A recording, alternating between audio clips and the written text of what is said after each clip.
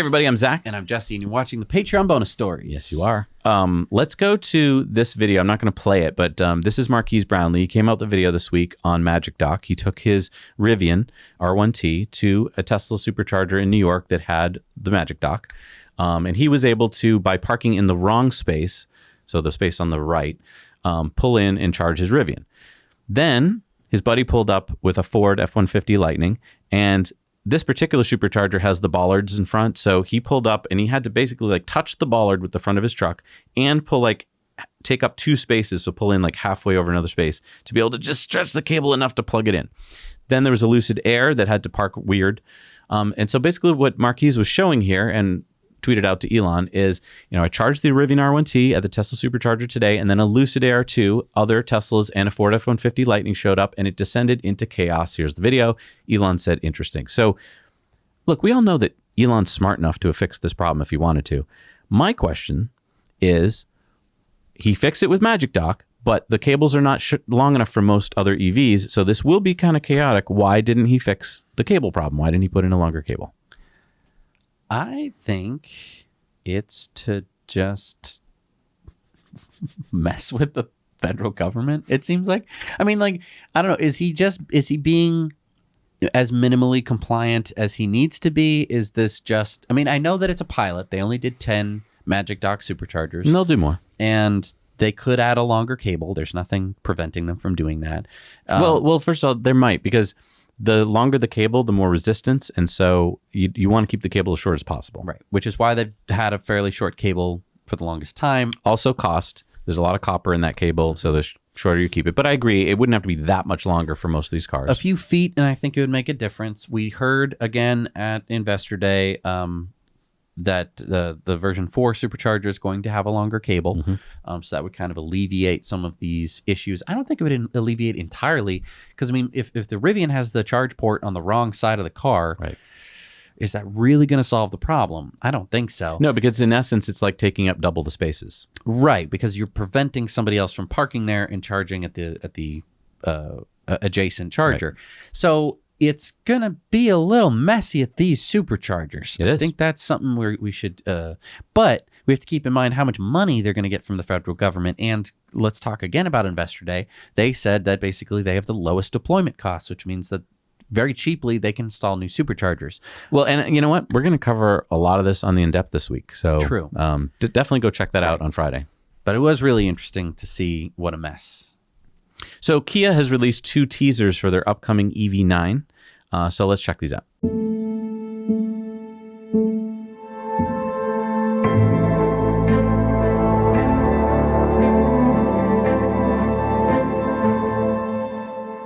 Kia, movement that inspires.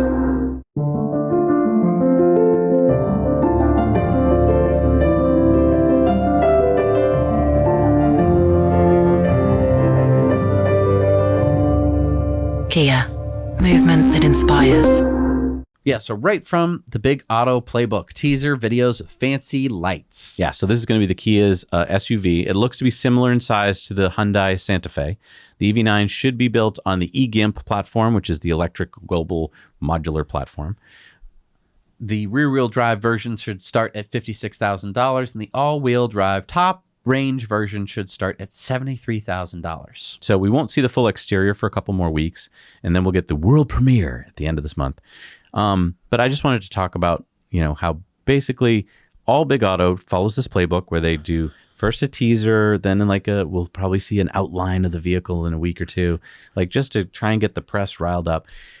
Ultimately, the problem here, I think, for Kia is that it's really going to depend on keeping the price below $80,000, because that's for the federal thing, and then you have to make sure you're building them here and then building all the parts here. So I haven't done enough research yet into the EV9 yet to see if they've met all the check marks, but I don't think they have. So I think it's going to be a tough sell for them, because they're going to be not getting all the federal tax credits. Right. Which has been Kia and Hyundai's biggest problem since they produce most of their vehicles in Korea. Right. Otherwise, I think they'd be pretty strong. I mean, they do have some plants in Georgia. It's just so complicated now because you have to see where they build everything. Yeah, so we still don't have like very clear outlines of what's going on. Thank you, government. But, I think there's this big wave of people who are going to be buying Teslas soon. These are a lot of people who are not first adopters, early first or second level adopters. They were waiting. They probably didn't even know about Tesla until a year or two ago. Then they're seeing some neighbors and friends and family members with them. And then they're like, oh, well, okay. And then the federal tax credits reappeared. And they're like, wait, what? yeah. And Tesla brought down the price. Right. And so I feel like there's going to be this big wave that are going to be just continually increasing demand. And I think a lot of these people are laggards. I don't want to. Well, they're not. I don't think they're. There's like 8 stages to being an adopter, and I don't think they're the last. But they're not the kind of person who are going to be like, oh, the tax credit did. I'm going to go quick sign up and do the thing. Like I've talked to a lot of people, and they're like, that's interesting. I'm like, you should sign up right now. You could get the tax credit because you need to get it this quarter, and I know all of the interweaving details of stuff, and they're like, I'll think about it. And you're like, no, you got to do it right now. Then right now is the time to do it, because if you don't do it, then you might not get the tax credit. It's like, they don't care, right? They're like, okay, I'm thinking about it now. Well, it's a big purchase. It's a big purchase, so I totally get it. I'm not. And plus, you've got to convince the significant other. Right, so it takes a while. And I think that is hard for people like me and lots of other people to kind of understand. It's like, well, if you are a rational agent in this economic system, then you would have already acted by now. And it's like, no, because nobody's a completely 100% rational agent in economics. Right. So, that's a really good point. So Tesla has a new privacy page on their website where they released this new video. Tesla vehicles are designed to keep you and your data safe. Our privacy protections go beyond the standard. So when you get behind the wheel, you're in control of the information you share. By default, the data generated by your driving is not linked to you, unless a safety event is detected. Even though you can monitor your vehicle's location in the Tesla app, Tesla cannot. Sometimes, Tesla will review anonymous data from the fleet to continuously improve safety and performance. While your vehicle may be one of those data points, Tesla cannot tell which vehicle data is yours.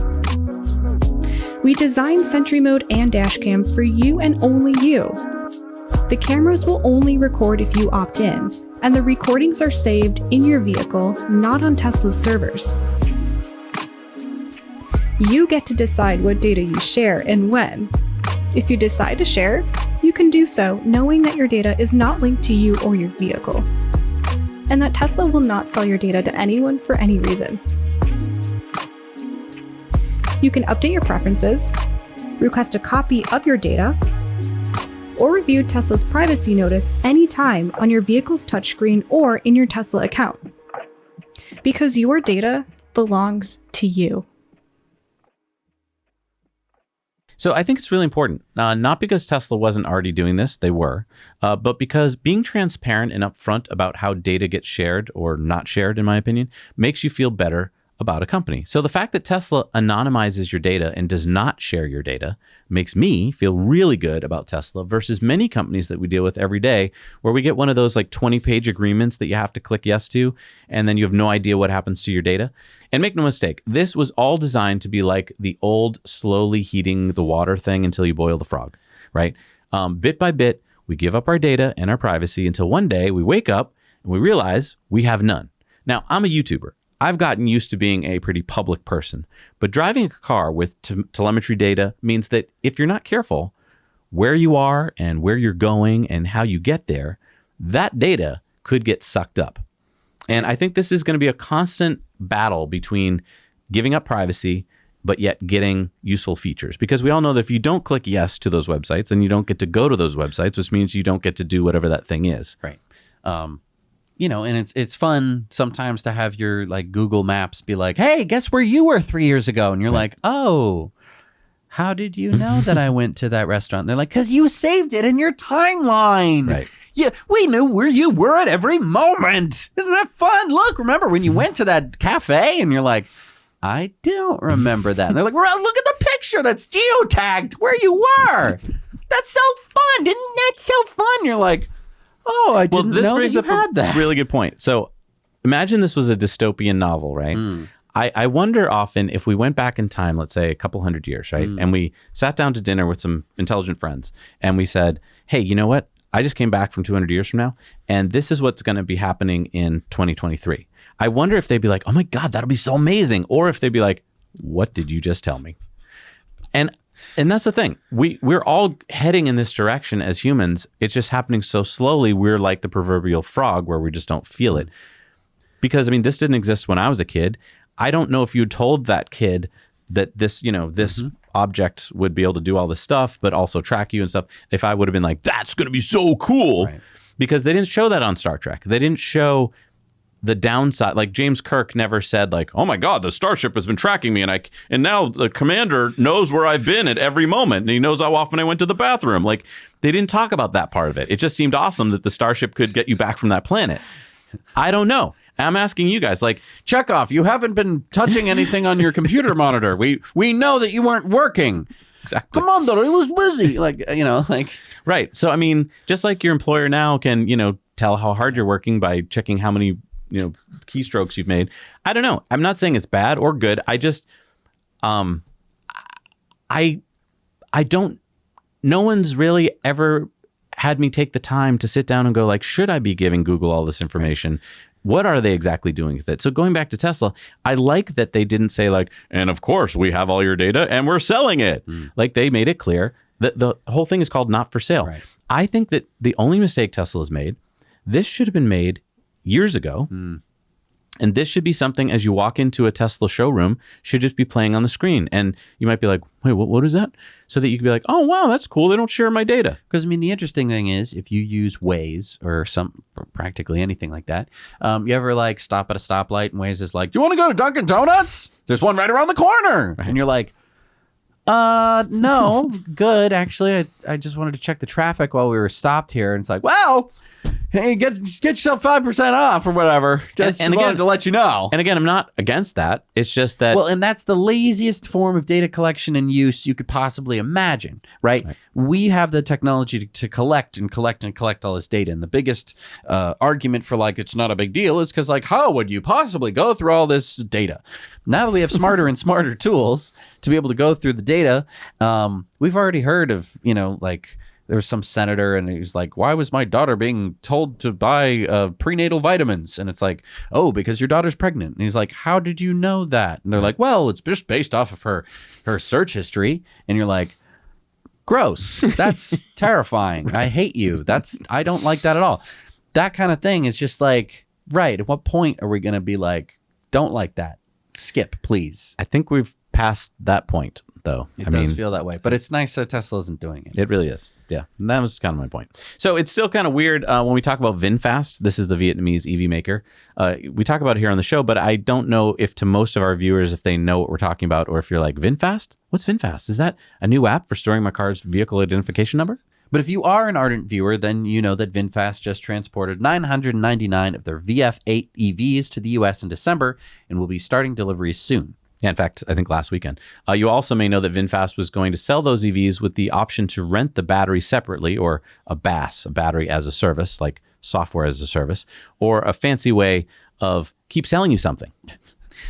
Now, I kind of get it with software, by the way, because you can keep improving the software and that costs money. But once you make the battery, it's not like you're going to be improving the physical battery every month. No, but every few years you could come out with better battery tech, and that way customers don't have to worry so much about battery degradation or like lower state of charge. Anyway, where are you going with this? Well, VinFast appears to have just dropped BaaS. On their website, it now shows battery inclusive for the VF8 price. So remember, in the beginning, they were offering two subscriptions. One was only $39 a month for limited mileage, and then $160 a month for unlimited mileage. Then VinFast raised the price of the upper tier to $219 a month and quietly ditched the lower price plan altogether. And now VinFast has ditched the BaaS entirely. This doesn't give me much confidence in VinFast's management understanding of the market that they're entering. It's one thing to tweak prices and options. It's another to introduce something as big as buy the car for a cheaper price and rent the battery, and then get rid of the rent the battery part. Yep. So VinFast just started delivering those VF8s that have been sitting in lots for over 2 months. Remember, they were sitting there because they needed software updates to increase their range. Their range was a pitiful 150 miles, and then they got it up to 207 miles somehow with an update. Don't know how they did it. They had to significantly lower the prices of them to get them sold and leased after Tesla lowered their prices. So they brought them over to this country, and then Tesla did that amazing price drop at the beginning of the year. So they had to lower the leases from $599 a month to $274 a month. So I mean, a massive price drop just to get them off the lots. And I don't know. What I want to know is if you're one of those people who's leasing one or getting one, please let us know about the car. Please tell us everything. Everything, yeah. Everything you know about it. Because I mean, I don't want to be down on EVs. I love EVs, but they can't all compete with Tesla. And I just don't know if 207 miles of range for $599 a month. I mean, I would go for a Model 3 or a Model Y. I know, but now it's down to $274 a month. True. So which is a big How are they making any money big on difference. that, though? I have no idea. All right, let's end up on this last story. Thanks to Fred for sharing this with us, and it really is because of you, our patrons, sharing stories that may not otherwise have been brought to our attention, that we can then share them with you. So this is a video from The Telegraph. It's showing workers in China bringing a wind turbine blade up a mountain.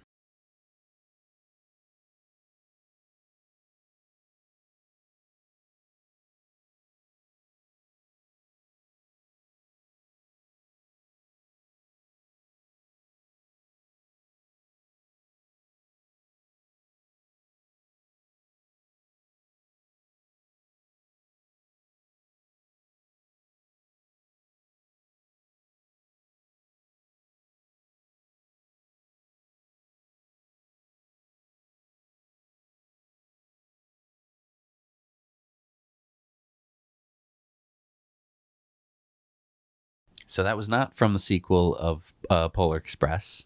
That was... I thought it was CGI. That's a real thing. I mean, I can't even begin to imagine, if the wind, do they have to wait till there's no wind? I don't know. I don't know. How I'm crazy so is that? scared watching that because it doesn't look like it should work. No, it's that's insane. I don't know how to feel about this, to be honest. I'm so glad that they're bringing a wind turbine to the top of a mountain. I'm so glad that they're taking on that challenge, but at the same time, it just seems like that's just one of the many blades they have to bring up there. It just seems like, and it takes them weeks to get blades up there. I feel like there's going to be an accident. Those roads were not meant for cars practically, let alone this giant truck with a blade that can catch the wind. Right. I'm also just wondering, what happens when they turn into the mountain? Doesn't the blade just kind of go? Well, I think that swivel thing on the back can turn, so I think they can actually. I don't know. I mean, I'm impressed, but also I'm thinking couldn't you get a helicopter to do that? I don't know. Maybe they can use the aerodynamics of it. Maybe the guy has a steering wheel and a joystick, so he's able to kind of adjust it like an aileron and just kind of oh, we're tilting. Okay. But I mean, doesn't wind sometimes just pop out of nowhere, especially on a mountain? And couldn't that just catch the blade and just blow the truck off? I don't know. The scale is incredible. It just is insane. I would like to see a documentary about this. Right. I would love to know more. This is it's one thing when there's just we were putting up wind turbines in Texas, and you're okay, everything is flat. The humans are incredible. It's just okay, they have to take out a telephone pole here and there, but yeah, this is amazing. Humans, man, Yeah, we are crazy. incredible. Yeah, I'm just kind of speechless when I saw that. I really thought that it was CGI. Yeah, and hey, we still don't know how they built the pyramids, so. Maybe they did something like that. You know what I mean? Maybe. Anyway, thank you guys so much for being our patrons. Thank you so much for bringing the stories to our attention. Community mail time every week. Our video contributor story this week was incredible. So awesome. Yeah. No, we have such a great community. I really, really enjoy our patrons. Thank you so much. Take a moment. Just give yourself a pat on the back. Because you guys are awesome. We're going to be down in Austin, Texas for a day. We're not there for South by Southwest, No. although it is going to be going on. We're there to interview a company, and I can't wait to bring you that. So be on the lookout. Super That'll excited. be, I don't know if it'll be on Disrupt Investing or definitely probably Investor Bonus, Investor Club. But yeah, oh man, I'm so excited about this company. All right. We'll Talk see to you you next soon. week. Now you know.